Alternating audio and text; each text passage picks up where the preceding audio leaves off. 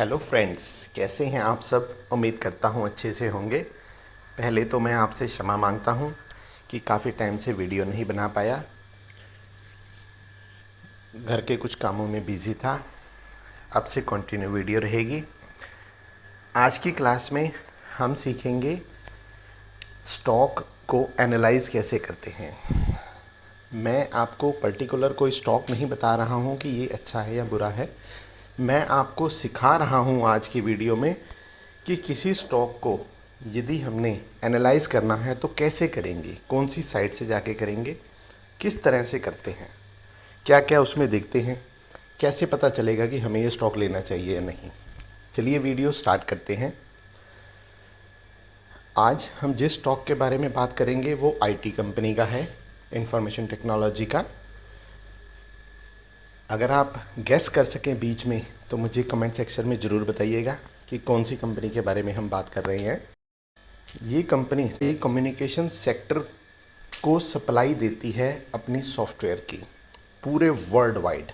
आप इसी से अंदाज़ा लगाइए कि इस वक्त टेलीकॉम सेक्टर कितनी तेज़ी से बूम कर रहा है और आने वाले 3-4 सालों में और तेज़ी से बूम करेगा। पूरे वर्ल्ड वाइड में सप्लाई देती है, तो इसलिए मुझे ये कंपनी बहुत अच्छी लगती है। इसलिए मैंने फर्स्ट वीडियो इसी की सिलेक्ट की है। और आपको एक चीज़ बता दूं, यही वो कंपनी है जिसने पूरे इंडिया के अंदर स्ट्रीट व्यू का कॉन्ट्रैक्ट लिया हुआ है। स्ट्रीट व्यू आप समझ रहे हो, जैसे गूगल से सर्च करते हैं हम अपने घर की बिल्डिंग, ऑफिस की बिल्डिंग या कोई प्रेमिसेस, कोई चीज़ देखनी है, गूगल से सर्च हो जाता है अब से। वैसे ही स्ट्रीट व्यू बिल्कुल नीचे से भी सर्च हो जाता है। नीचे इन्होंने कॉन्टैक्ट कर रखे हैं, गाड़ियाँ जिप्सी आती हैं, कैमरे लगे हुए सड़क पर चलती हैं, वो लेफ़्ट राइट दोनों की वीडियो बनाती हुई चलती है और वही वीडियो बाद में अपलोड कर दी जाती है गूगल पर। इसी को बोलते हैं स्ट्रीट व्यू। शायद आप इससे गैस कर लें। चलिए आगे चलते हैं। अब देखिए ये ऑप्शंस क्या आती हैं। सबसे पहले ऑप्शंस आ रही है स्ट्रेंथ, वीकनेस, अपॉर्चुनिटीज़ और थ्रेट। स्ट्रेंथ क्या होती है? स्ट्रेंथ होती है कंपनी की कितनी ताकत है, कितनी बढ़िया चीज़ हो रही है। ये बढ़ती कैसे है? प्रमोटर ने अपना स्टेक बढ़ा लिया, इंक्रीज़ कर लिया, तो वो अच्छी न्यूज़ है। म्यूचुअल फंड ने इंक्रीज़ कर लिया, अच्छी न्यूज़ है। सेल्स कॉन्टीन्यूसली बढ़ रही है, अच्छी न्यूज़ है। कैश फ्लो बढ़ रही हैं, अच्छी न्यूज़ है। ऐसे ही किसी का फॉरकास्ट चेक करना हो तो उसकी स्ट्रेंथ देखी जाती है, कितनी है स्ट्रेंथ इसकी, बहुत अच्छी है। वीकनेस भी इसकी सेम है, तो इस वजह से न्यूट्रल हो गया। अपॉर्चुनिटीज़, अपॉर्चुनिटीज़ में आ जाता है कि ब्रोकर्स हैं, उन्होंने इसका क्या टारगेट दिया है, अप दिया है कि न्यूट्रल दिया है या डाउन दिया है, उस चीज़ से फ़र्क पड़ता है। थ्रेट, थ्रेट में वही कमियां आ जाती हैं कि कोई इसकी बहुत बड़ी कमी है कि जैसे इसने शेयर प्लेज कर रखे हैं, वो कमी आ गई, तो ऐसी कोई चीज़ आ जाती है तो वो थ्रेट में आती है। अगर हम आगे चलते हैं तो और एक चीज़ देखने लायक होती है ईपीएस। ईपीएस देखिए, वाई ओ वाई साल और साल के अंतराल में 56% कम हुई है, मतलब थोड़ा सा नेगेटिव पॉइंट है ये। पीई, पीई इसकी हाई है, 61 है। Price to book ratio 5.44 high है। इस वक्त मार्केट ही हाई है तो सबकी हाई चल रही है। ईपीएस इसकी कम हुई है, इसकी वजह से ये दिक्कत आई है। यदि यही ईपीएस इसकी 56% कम हुई है, ये बढ़कर 40, 45, 50 हो जाए तो इसकी पीई भी बहुत अच्छी हो जाएगी और प्राइस टू बुक रेशो भी बहुत अच्छी हो जाएगी। सेक्टर पीई, ये ध्यान देने लायक बात है कि सेक्टर पीई क्या होती है। 33.70 है। सेक्टर पीई का मतलब है कि जैसे कोई एफएमसीजी कंपनी है, टेक्नोलॉजी की ले लेते हैं, टेक्नोलॉजी है या एफएमसीजी कंपनी है, एक 10-15-20 कंपनीज हैं उसके अंदर, उसमें से किसी की पीई 40 है, किसी की 35 है, किसी की 30 है, किसी की 38 है, किसी की 24 है, तो उसकी एक एवरेज निकाल ली जाती है उस सेक्टर की, उसको बोलते हैं सेक्टर की पीई।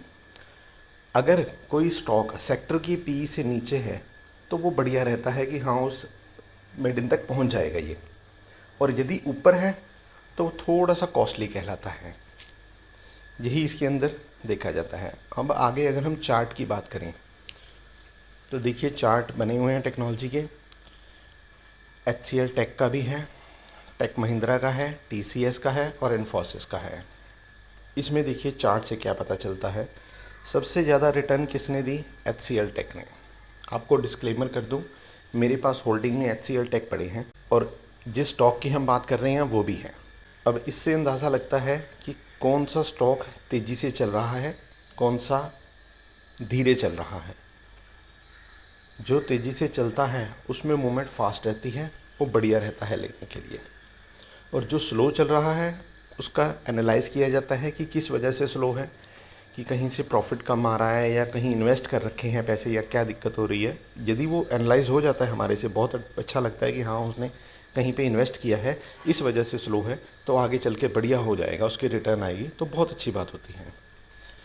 ऐसे ही अर्निंग की फोरकास्ट दिखते हैं।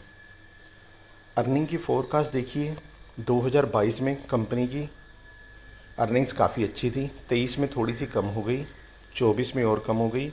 अब फोरकास्ट है 25 और 26 में बहुत अच्छी हो जाएगी, वापस 22 की कैटेगरी तक पहुंच जाएगी। ये एस्टीमेट्स हैं, तो इससे लगता है कि आने वाले टाइम में ये कंपनी काफ़ी अच्छा करेगी। यदि हम ब्रोकर की रेटिंग देखें तो इस पे 43 ब्रोकर हैं जिन्होंने एनालाइज़ किया हुआ है। 20% ब्रोकर कहते हैं कि बाय करिए, 14% कहते हैं आउट परफॉर्म रहेगा, 23% का कहना है कि होल्ड, 16% इसको अंडर परफॉर्म की रेटिंग दे रही हैं और 16% इसको कह रहे हैं कि सेल करो। यदि ओवरऑल हम देखें तो या तो इसको कहा जाता है लगभग 70-80% की रेशो है, जो कह रही है 75% की रेशो है कि या तो होल्ड कीजिए, ये बढ़िया रहेगा, बाय भी कर सकते हैं यहाँ पर, तो मेरे लिहाज से इसको बाय करना चाहिए। आगे हम क्या देखते हैं, आगे के अगर हम चेक करते हैं तो उसमें आती है ऑप्शंस बिग शार्क इन्वेस्टर्स की। ये मैं एनालाइज़ कर रहा हूँ moneycontrol.com साइट से। साइट्स बहुत हैं, आप किसी पे भी जाकर चेक कर सकते हैं। स्किनर है, ट्रेंड लाइन है, टिक्कर टेक है, बहुत साइट्स हैं, आप किसी पे भी जाके चेक कर सकते हैं। सब पे डाटा सेम ही रहता है, कोई डाटा थोड़ा सा ज़्यादा देता है, कोई कम देता है, उस चीज़ की फ़र्क पड़ता है। इसमें देखिए क्या पता चलता है बिग शार्क इन्वेस्टर्स की, इसमें कौन कौन से बड़े बड़े इन्वेस्टर हैं जिन्होंने इनमें लगा रखा है इस स्टॉक के अंदर। ICICI ग्रुप ने इसका 2.33% स्टेक ले रखा है, HDFC ग्रुप ने 1.37% स्टेक ले रखा है, गवर्नमेंट पेंशन फंड है, बहुत अच्छा फंड है, बहुत इन्वेस्ट करता है पूरे वर्ल्ड वाइड, उन्होंने भी 1.32% स्टेक ले रखा है। मतलब अच्छा ग्रुप है, अच्छी कंपनी है, तभी इतने बड़े बड़े ग्रुप ने स्टेक लिया हुआ है। अब नेक्स्ट चलते हैं तो इसमें पता चलता है MC टेक्निकल्स में आ जाता है, टेक्निकल रेटिंग में। ये शॉर्ट टर्म के लिए आता है, हम लॉन्ग टर्म की बात करते हैं, शॉर्ट टर्म में कुछ नहीं होता देखने के लिए। अगर देखना है, आप शॉर्ट टर्म में देखना चाहते हैं तो इसमें सिर्फ सपोर्ट दिखाता है और रेसिस्टेंस दिखाता है, कि जैसे क्लासिक फार्मूला के साथ 1359 रुपये प्राइस चल रहा है, यदि नीचे जाएगा तो 1265 पे सपोर्ट है, ज़्यादा नीचे गया तो 1099 पे सपोर्ट है।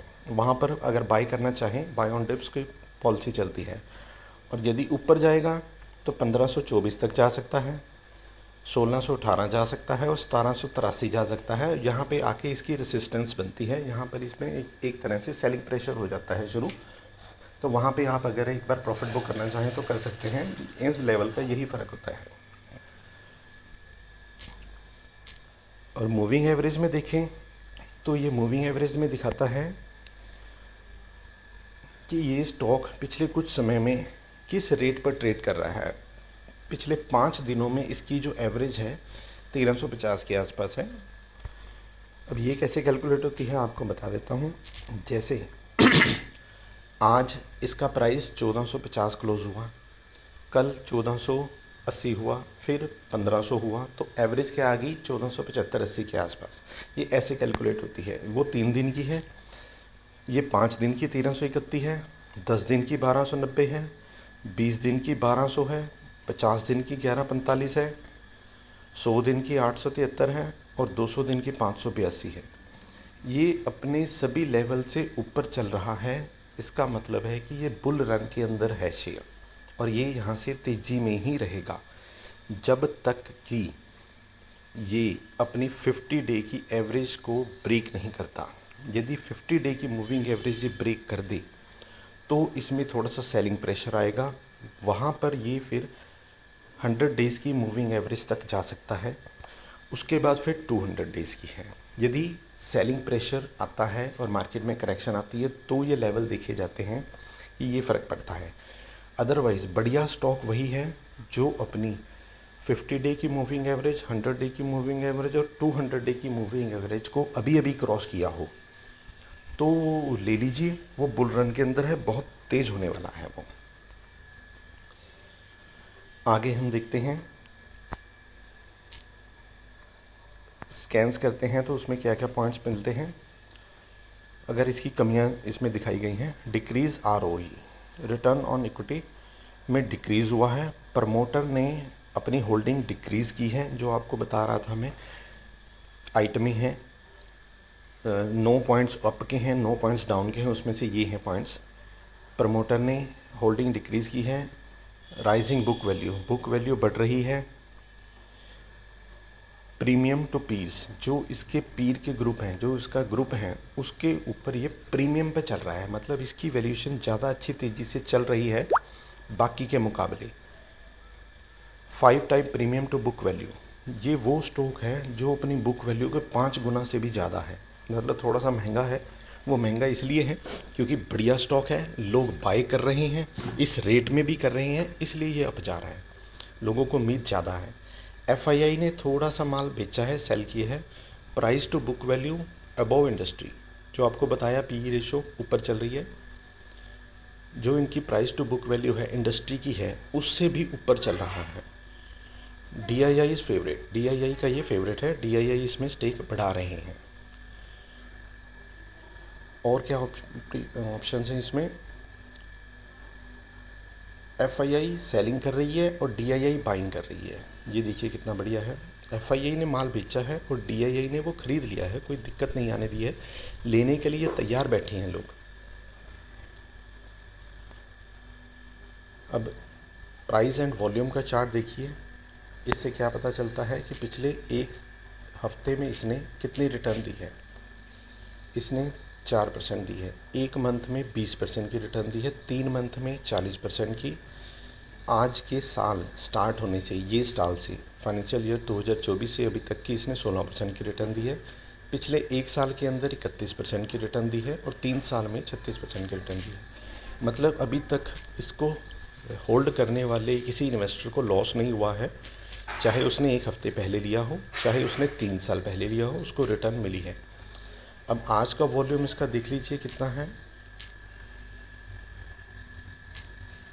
आज का तो अभी डे चल रहा है तो कम होगा। और इसमें क्या देखते हैं, जैसे कल का है 39 लैक्स, जिसमें से 51% की डिलीवरी हुई है। और एक हफ्ते पहले का वॉल्यूम है, एवरेज लगाते हैं 29 लाख की एवरेज है एक हफ्ते की वॉल्यूम की, जिसमें भी 50% की डिलीवरी हुई है, डिलीवरी उठी है। एक महीने पहले का वॉल्यूम है, एक महीने की एवरेज का वॉल्यूम है 27 लाख, जिसमें भी 47% की डिलीवरी उठी है। ऑन एन एवरेज आप ये समझिए कि इस स्टॉक के अंदर 47 से 50% की डिलीवरी उठती ही उठती है।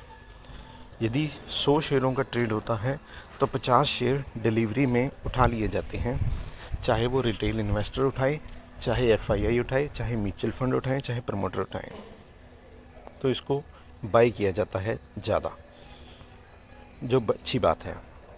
फाइनेंशियल्स, यदि हम इसके फाइनेंशियल्स चेक करें तो इसका रेवेन्यू पिछले 5 साल से लगातार बढ़ रहा है।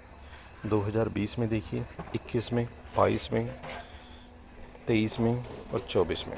24 में थोड़ा सा कम हुआ है क्योंकि स्लो डाउन है यूरोप के अंदर, इस वजह से। हालांकि उसके बावजूद जैसे यूरोप की कंपनियों के प्रॉफिट्स कम हुए हैं, लेकिन इंडियन कंपनीज़ के हमारे प्रॉफिट इतने कम नहीं हुए हैं, उस हिसाब से बढ़िया चल रहा है। अगर नेट प्रॉफिट की बात करें तो नेट प्रॉफिट देखिए 19 में अच्छा था, 21 में, 22 में, 23 में और 24 में तो काफ़ी कम हो गया। वही आपको बताया, यूरोप की वजह से, यूरोप अमेरिका से बिज़नेस कम हुआ है, इसलिए प्रॉफिट काफ़ी कम हो गया है। जैसे जैसे बिज़नेस वहाँ से आना शुरू हो जाएगा, मंदी ख़त्म होगी पूरी दुनिया में, ये तेज़ी पकड़ेगा। और जैसे जैसे पता चल रहा है, ये तेज़ी पकड़ भी रहा है। ऐसे ही EPS भी देखिए, ये सारी चीज़ उसी पे डिपेंड करती है कि सेल कितनी है, प्रॉफिट कितनी है। EPS भी 20, 21, 22 में बहुत अच्छी थी, 23 में कम हो गई और 24 में काफ़ी कम हो गई, जो आपको दिखा रहा था चार्ट में। और 25 और 26 में यही उम्मीद की जा रही है, फॉरकास्ट है कि ये बढ़ जाएगी और अच्छी हो जाएगी, वापस वहीं पे 53 तक आ जाएगी। जब वो बढ़ जाएगी तो उसी से पता चलेगा कि हाँ बहुत बढ़िया है। ये शेयर होल्डिंग पैटर्न ये दिखाता है कि इस स्टॉक के अंदर किसने कितना माल ले रखा है। जैसे इसमें पब्लिक ने 2 मार्च 2023 में 12% स्टेक था, जून में थोड़ा सा बढ़ा लिया, सितंबर में थोड़ा सा कम हो गया 11.34, दिसंबर में 11.32 और मार्च में 11.6। तो पब्लिक थोड़ा सा माल कम कर रही है। और प्रमोटर का देखिए 35.18, 35.16, लगभग 35 के आसपास ही चलता है। अब वहाँ पे लिखा हुआ आ जाता है कि हाँ जी प्रमोटर ने अपनी सेलिंग कम की, लेकिन कितनी कम की, पॉइंट्स में, काउंट भी नहीं होता। पॉइंट्स में क्या फ़र्क पड़ता है, कुछ नहीं है। और ये दूसरा ऑप्शन जो ग्रीन कलर का आप देख रहे हो, ये प्लेज होता है। यदि प्रमोटर ने अपने ये 35% जो होल्डिंग है, अपने मालिकाना हक है, उसमें से अगर उन्होंने गिरवी रखे हुए हैं शेयर, तो उनको बताना पड़ता है, वो यहाँ पे आ जाता है। इन्होंने नहीं रखे हैं तो इसलिए कैटेगरी में नहीं आ रहा है। अब इसमें DII के अंदर देखिए, जो आपको बता रहा था कि FII सेल कर रही है और DII माल परचेज़ कर रही है। DII का मार्च 23 में 26% था, जून में 27%, सितंबर में 27.3, दिसंबर में 2% बढ़ा के 29 कर दिया और मार्च में 29.69 मतलब DIIs जो लोकल हैं, फंड्स हैं, म्यूचुअल फंड्स हैं, वो स्टेक कॉन्टीन्यूसली बढ़ाते जा रही हैं। उनको लग रहा है कि ये कंपनी बढ़िया है, बहुत बढ़िया मॉल रेट पर मिल रही है, तो इसलिए वो परचेज़ कर रहे हैं। अगर वो परचेज़ कर रही हैं और रिटेल सेल कर रहा है, तो मुझे तो लगता है कि वो कंपनी बेटर है, कि कमज़ोर हाथों में से शेयर्स निकल रहे हैं और बढ़िया हाथों में जा रहे हैं। तो हमें ऐसे ही स्टॉक एनालाइज करने चाहिए, चेक करने चाहिए, जिसमें रिटेल की होल्डिंग कम हो, FII, म्यूचुअल फंड्स या प्रमोटर के पास स्टेक ज़्यादा हो। अगर हम इसकी पीर कंपैरिजन कंपनियों की बात करें तो देखिए, आपको बता दूं, ये स्टॉक है टेक महिंद्रा। हम टेक महिंद्रा के बारे में बात कर रहे हैं। महिंद्रा एंड महिंद्रा ग्रुप का शेयर है। अगर हम इसकी 1 साल की रिटर्न देखिए तो 31% है और बाकी सिर्फ विप्रो की है 36%, अदरवाइज़ HCL टेक की 24 है, इन्फोसिस की 20 है और TCS की भी 20 है। टेक्नोलॉजी के मामले में टेक महिंद्रा की रिटर्न बहुत अच्छी आई है। कुछ ये भी है कि इसकी मार्केट कैप कम है, तो अभी बहुत स्कोप है, बहुत अच्छी तेज़ी आने की उम्मीद है इससे। और डेट टू इक्विटी लास्ट में देखिए, डेट टू इक्विटी कितनी है, 0, नेग्लिजिबल है। हालांकि टेक्नोलॉजी कंपनियों पे कर्जे बहुत कम होते हैं, लेकिन ऊपर के देख लीजिए, TCS पे बिल्कुल नहीं है, इन्फोसिस पे बिल्कुल नहीं है, इस पे भी बहुत कम है। ये ना के बराबर होते हैं, थोड़े बहुत होते हैं, कोई फ़र्क नहीं पड़ता इससे ज़्यादा इनके पास कैश रिजर्व्स होते हैं। तो अगर एनालाइज़ करना है तो ये भी देखना होता है कि कंपनी कर्जे में तो नहीं है कहीं है। उम्मीद करता हूँ आपको ये चैप्टर पसंद आया होगा। यदि आपके कोई सुझाव हैं तो प्लीज़ कमेंट सेक्शन में ज़रूर बताइएगा। और यदि आप चाहते हैं कि किसी और स्टॉक के ऊपर हम एनालाइज़ करें तो वो स्टॉक का नाम भी बताइएगा, हम उसके ऊपर एनालाइज़ करने की पूरी कोशिश करेंगे। ऐसे ही प्यार बनाते रहिएगा। Thank you for watching.